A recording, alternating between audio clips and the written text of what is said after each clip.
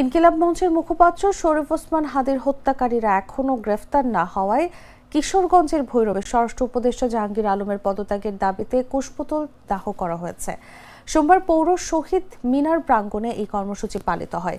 এ সময় সংক্ষিপ্ত সমাবেশে বক্তারা বলেন, আপনাদের নাকের ডগা দিয়ে হাদি ভাইয়ের খুনি সীমান্ত পার হয়ে যায়, আপনারা এসে নাটক করেন।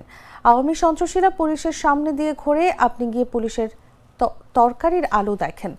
স্বরাষ্ট্র উপদেষ্টা হওয়ার যোগ্যতা আপনি হারিয়ে ফেলেছেন, সসম্মানে পদত্যাগ করুন। এ সময় উপস্থিত ছিলেন কিশোরগঞ্জ জেলা এনসিপি সাংগঠনিক সম্পাদক শরীফুল হক জয়, খেলাফত মজলিস ভৈরব উপজেলা শাখার সভাপতি সাইফুল ইসলাম সাহেল, সহ সাধারণ সম্পাদক আলামিন সাদি, কিশোরগঞ্জ জেলা বৈষম্য বিরোধী ছাত্র আন্দোলন যুগ্ম সদস্য সচিব শিহাবউদ্দিন তুহিন, খেলাফত মজলিস ভৈরব পৌর শাখার সভাপতি আনাস মাহমুদ, এনসিপি প্রতিনিধি আশরাফুল ইসলাম মোহাম্মদ আলফি প্রমুখ। ধরে ছুটেন। আমাদের ইন্টারিম গভর্নমেন্ট এই পর্যন্ত খুনিদেরকে শনাক্ত করতে পারেনি। এটা আমাদের জন্য অত্যন্ত লজ্জার, এটা আমাদের জন্য অত্যন্ত পীড়াদায়ক।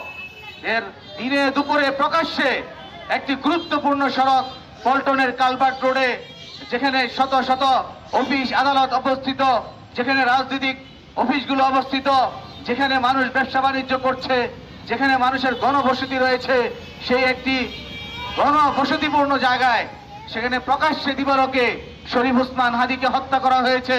অথচ আজ অব্দি 10 দিন হতে চলেছে, আমাদের ইন্টারিম গভর্নমেন্ট সেই খুনিদেরকে গ্রেফতার করতে পারেনি।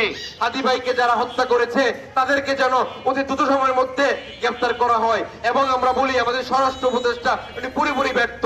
উনি মাঝে মধ্যেই ওনার কাছে দাবি নিলে উনি আলোর দাম জিজ্ঞেস করে, তরকারির মধ্যে আলু কম হয়েছে কিনা, কার্পেট বড় হয়ে গেছে, এগুলি করে। উনি হাসি তামাশা করে।